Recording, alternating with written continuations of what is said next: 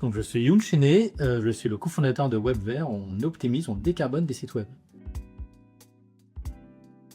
Pour moi, le défi majeur développeur senior, c'est d'avoir un vrai poids dans les choix fonctionnels, dans la stratégie d'entreprise, dans la manière de fonctionner d'une équipe. Parce que souvent, je vois des équipes qui sont managées par des gens qui viennent pas du tout du monde du développement. Et souvent, on va avoir des développeurs seniors qui vont être dans un coin et qui vont pas oser essayer d'influencer le reste.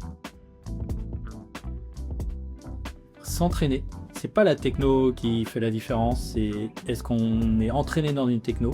Par exemple, quand on commence un projet qui est important, il ne faut pas faire une nouvelle techno pour l'apprendre, il faut prendre une techno qu'on connaît, dont on connaît les limites, dont on connaît les avantages, et c'est avec quelque chose qu'on connaît bien qu'on fera quelque chose de bien. Faire le code qui est vraiment utile au début, et notamment quand on crée une société, parce que j'ai vu beaucoup de boîtes, ça m'est arrivé aussi dans les boîtes que j'ai fondées, on a shippé beaucoup de code au début, puis après on fait une levée de fonds par exemple, et derrière on a du code qui tient pas tant d'utilisateurs, qui tient pas tant de clients, il faut tout refaire et c'est reparti pour 3 ans. Donc faire le minimum de code au début par rapport à ce qu'on ressent par rapport aux besoins clients, pour se faciliter la vie d'après.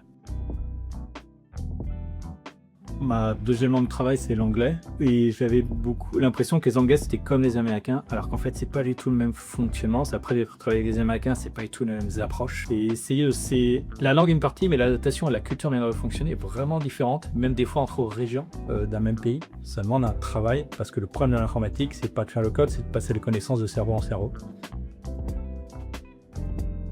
C'est assez ambivalent dans l'informatique parce que j'ai l'impression moi de voir des cycles. Là on parle à fond d'IA, une app sur l'IA et tout ça. Moi j'ai Journal de la Data en 2016, il y avait la même chose.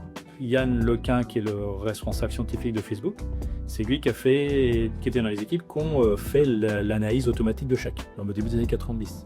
Et moi j'ai fait d'IA en 2003, ça s'appelait pas IA, ça s'appelait Data Mining. Et on disait des algos faits par une personne qui a conçu les concepts en 1750. Mais il faut toujours savoir pourquoi la technologie est utilisée, est-ce que ça convient aux besoins. Toujours prendre du recul.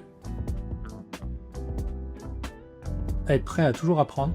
Et un junior, s'il travaille correctement tout le long de sa carrière, il sera au-dessus de la moyenne. Il y a beaucoup de personnes qui se travaillent avec les connaissances du début, puis après qui arrêtent. Et l'informatique, il faut le choisir parce qu'il y a toujours des nouvelles choses à apprendre. Et si on travaille correctement, si on apprend, si on fait quelques side projets sur le côté, ça va bien se passer.